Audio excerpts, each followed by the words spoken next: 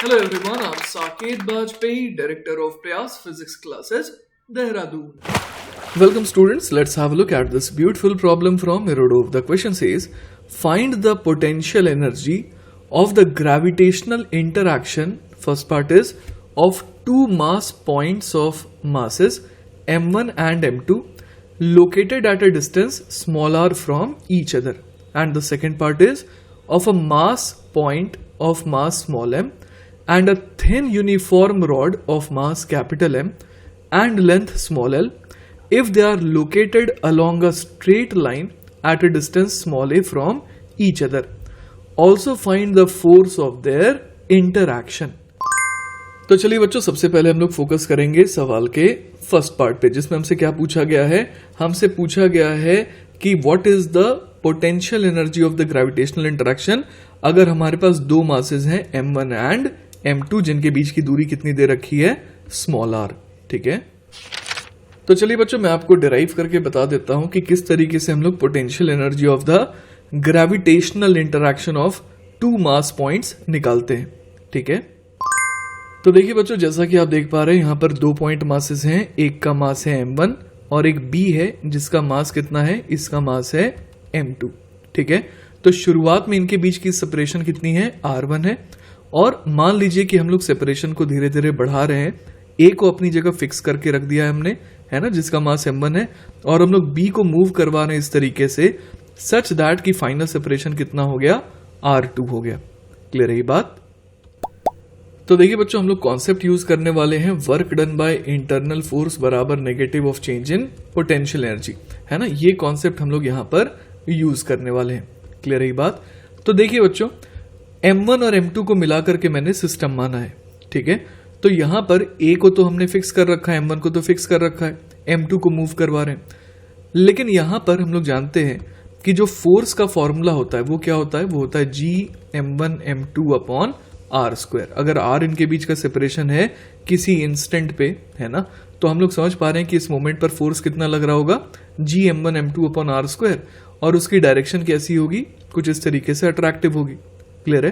तो अगर मैं देखूं यहां पर, तो मैं पहले स्मॉल वर्क डन निकाल लेता हूं. अगर r से वो dr जा रहा है ना, क्योंकि यहां पर जो फोर्स है वो कैसा आ रहा है बच्चों, ये जो फोर्स आ रहा है वो r के ऊपर डिपेंड करता हुआ आ रहा है. मतलब f जो है वो कैसा है, वेरिएबल है. तो इसीलिए हम लोग ओवरऑल वर्क निकालने के लिए सबसे पहले क्या निकालेंगे, dw निकालेंगे. तो dw बराबर कितना आ जाएगा, तो फोर्स है g m1 m2 upon r square. Displacement कितने का हुआ, dr का हुआ. लेकिन यहां पर हम लोग समझ पा रहे हैं कि डिस्प्लेसमेंट आगे की तरफ हो रहा है और फोर्स पीछे की तरफ लग रहा है, तो cos 180 डिग्री वाला टर्म और आ जाएगा. क्लियर है. तो यहां से हम लोग क्या देख पा रहे हैं कि dw कितना आ गया, तो वो आ गया minus g m1 m2 upon r square and dr. ठीक है, अब अगर बच्चों हम लोग इसे इंटीग्रेट कर दें तो हम लोग यहां पर क्या बोल सकते हैं, लिमिट क्या होगी, तो r1 से r2 तक हम लोग इसे डिस्प्लेस करवा रहे थे. तो ये आ जाएगा वर्क डन. ठीक है, और ये कैसा वर्क डन है, work done by internal force. तो चलिए इसे कैलकुलेट करते हैं. तो देखिए बच्चों, work done by internal force बराबर आ जाएगा g m1 m2 minus 1 upon r square dr. अगर हम लोग इसे इंटीग्रेट करें तो ये आ जाएगा 1 अपॉन आर. क्लियर है बात. और लिमिट पुट करनी है r1 से लेकर के r2 तक. तो ये कितना आ जाएगा, तो ये आ जाएगा g m1 m2 upon r2 minus g m1 m2 upon r1. अब जैसा कि मैंने पहले ही बताया था आपको कि ये किसके बराबर होगा, तो ये बराबर होगा बच्चों negative of change in potential energy के. ठीक है, तो यहां पर बच्चों मैं लिख सकता हूं negative of change in potential energy का मतलब क्या हो जाएगा, u initial minus u final. ठीक है, तो u इनिशियल का मतलब क्या हो गया, potential energy when the separation was r1 minus u final का मतलब हो गया potential energy when the separation was r2. ठीक है, तो u r1 minus u r2 कितना आ जा रहा है, तो ये आ जा रहा है g m1 m2 multiplied by 1 by r2 minus 1 by r1 के. तो बच्चों ये एक बड़ा ही इंपॉर्टेंट रिजल्ट आया है. ठीक है, अब हम लोग यहां पर क्या करने वाले हैं, हम लोग यहां पर बोल सकते हैं कि अगर, है ना, अगर r1 की वैल्यू मैं ले लूं r के बराबर और r2 की वैल्यू ले लूं बहुत लार्ज, मतलब इनफाइनाइट जैसी, तो यहां से अपने पास u as a function of r आ जाएगा, और वो कितना आ जाएगा, तो देखिए 1/r2 जो है वो तो 0 हो गया, तो यहां से u as a function of r आ गया सिंपली -g(m1m2)/r के बराबर। तो देखिए बच्चों, इस तरीके से हम लोगों ने एक बड़ा अच्छा रिजल्ट डिराइव कर लिया कि अगर दो मासेस हैं m1 एंड m2 और उनके बीच का सेपरेशन कितना है, स्मॉल r है, तो इस सिस्टम की पोटेंशियल एनर्जी कितनी आएगी, -gm1m2/r। और यहां पर कंडीशन या फिर अजम्पशन हमने क्या लिया है कि u इन्फिनिटी बराबर 0, मतलब कि जब सेपरेशन इनके बीच का इनफाइनाइट होगा तब हम लोग कहेंगे कि इस सिस्टम की पोटेंशियल एनर्जी क्या है, 0 है। ठीक है, तो देखिए बच्चों, हम लोगों ने इस तरीके से सवाल का पहला पार्ट तो निपटा डाला है। ठीक है, अब आते हैं सवाल के सेकंड पार्ट पे।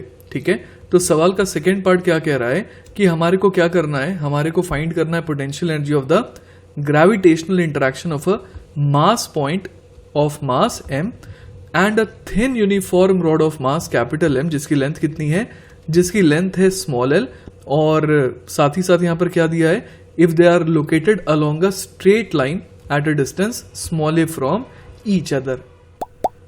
तो देखिए बच्चों, यहां पर मैंने दिखा दिया है कि इनके बीच का सेपरेशन कितना है, स्मॉल a है, और साथ ही साथ इस रॉड की लेंथ कितनी दी हुई है, इस रॉड की लेंथ जो है वो दे रखी है अपने को स्मॉल l के बराबर। ठीक है, साथ ही साथ इस रॉड का मास अपने को दिया हुआ है कैपिटल M।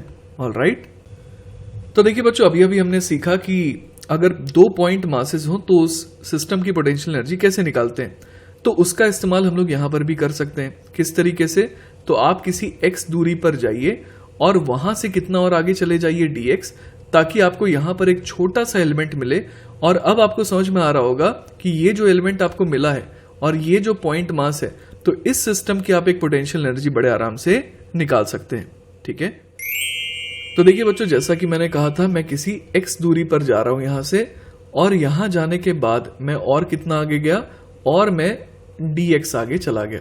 ठीक है, तो यहां पर मुझे एक एलिमेंट मिला है ना, तो मैं इस एलिमेंट का मास कितना बोलूंगा, तो l लेंथ का मास अगर m है तो dx लेंथ का मास कितना हो जाएगा, m/l इंटू dx। इस तरीके से हम लोगों ने क्या निकाल लिया, ये हमने निकाल लिया बच्चों dm। क्लियर है बात, तो अब हम लोग du निकालेंगे, मतलब इस छोटे से सिस्टम की पोटेंशियल एनर्जी, मतलब एक ऐसा सिस्टम जिसमें ये एलिमेंटल मास है ना, जिसमें ये एलिमेंटल मास है और ये पॉइंट मास है। क्लियर है ये बात, तो du बराबर कितना हो जाएगा, तो वो जाएगा -g(m) dm अपॉन, आगे क्या लिखें, अपॉन x। क्लियर है, अब चलिए बच्चों एक काम करते हैं, ये dm की वैल्यू उठा करके यहां पर पुट कर देते हैं। तो du यहां से कितना आ जाएगा, -g(m), d कैपिटल M के बदले हम लोग लिख देंगे m/l dx, और यहां पर आ जाएगा अपॉन x। अब अगर हम लोग ऐसे सारे है ना पोटेंशियल एनर्जीज को एडअप कर दें तो हमें समझ में आ रहा है कि ओवरऑल इस सिस्टम की पोटेंशियल एनर्जी मिल जाएगी, जिस सिस्टम में एक रॉड है और एक पॉइंट मास है। तो चलिए इसे इंटीग्रेट कर देते हैं, जो कांस्टेंट्स हैं उन्हें मैंने पोटेंशियल इस इंटीग्रल के बाहर रखा है। ठीक है, अब देखिए बच्चों, लिमिट क्या रखें, तो हमें यह समझ में आ रहा है कि सबसे शुरुआत में है ना x की वैल्यू क्या होगी, तो सबसे शुरुआत में x की वैल्यू a रखेंगे ताकि अपने को ये वाला एलिमेंट मिल सके, और सबसे आखिर वाला एलिमेंट जो है वो इस स्मॉल m से कितनी दूरी पर है, तो हम लोग समझ पा रहे हैं कि वो a+l दूरी पर है। क्लियर है ये बात, तो देखिए बच्चों, हमें इसे इंटीग्रेट करना चाहिए a से लेकर के a+l तक।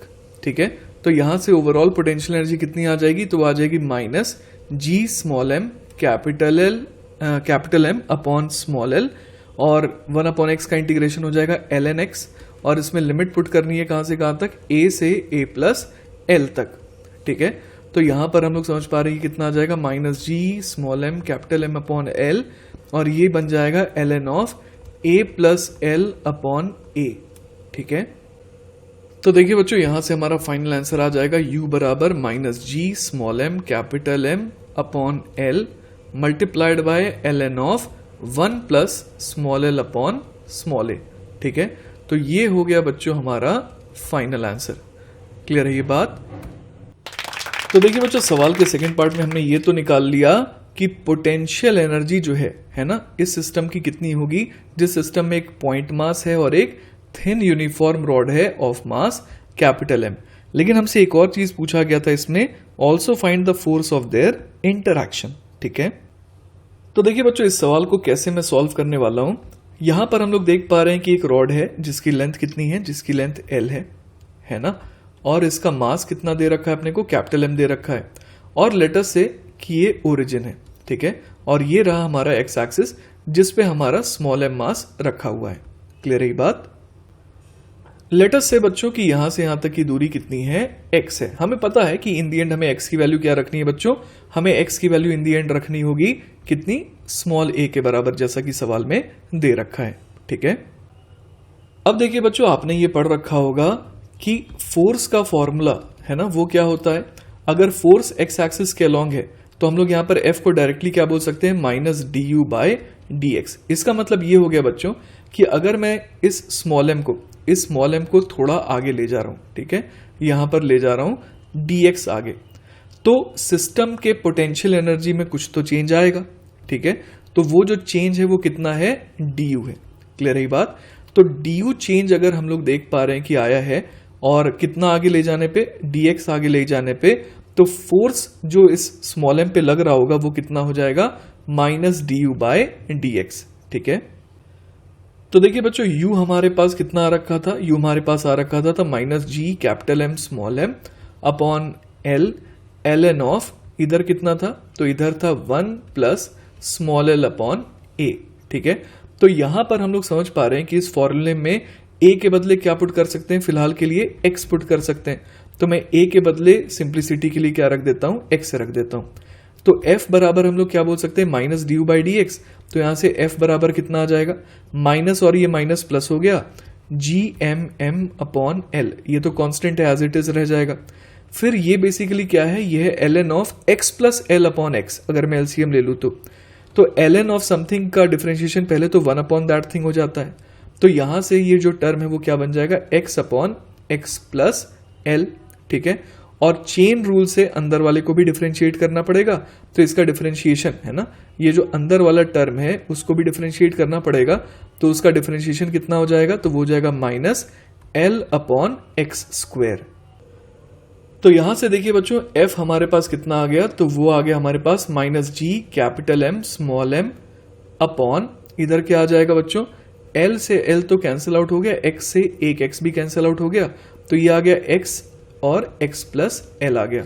अब x की वैल्यू हमें पता है कि x की वैल्यू क्या दी हुई थी सवाल में, a दी हुई थी, है ना, तो चलिए इसे पुट कर देते हैं। तो f बेसिकली आ गया minus g capital M small m upon a into a plus l। Clear है ये बात। अब आप ये सोच रहे होंगे कि ये जो नेगेटिव साइन है ये क्या बता रहा है ना, तो नेगेटिव साइन बता रहा है कि फोर्स की डायरेक्शन किधर है, वो लेफ्ट की तरफ है ना। तो फोर्स जो हमारा आया है वो कितना आया है, G M M upon a into a plus L, और डायरेक्शन क्या है, लेफ्ट की तरफ। क्लियर है। और देखिए बच्चों फोर्स का लेफ्ट की तरफ आना एक्सपेक्टेड भी था, क्योंकि ये रॉड इस पार्टिकल को अट्रैक्ट ही तो करेगी। क्लियर है बात। तो हम लोग फाइनली क्या देख पा रहे हैं कि फोर्स इस तरफ आ रहा है, और फोर्स का जो मैग्नीट्यूड है वो कितना आ रहा है, तो वो हमने अभी अभी देखा कि वो आ जा रहा है G M small m upon a into a plus L के बराबर। ठीक है, तो बच्चों इसी के साथ हमने सवाल के दोनों पार्ट को सॉल्व कर लिया। आई होप कि आपको ये सॉल्यूशन अच्छे समझ में आया है। इन केस अगर कोई डाउट रह जाता है then feel free to contact me, I will be very happy to help you. Take care बच्चों, बाय बाय।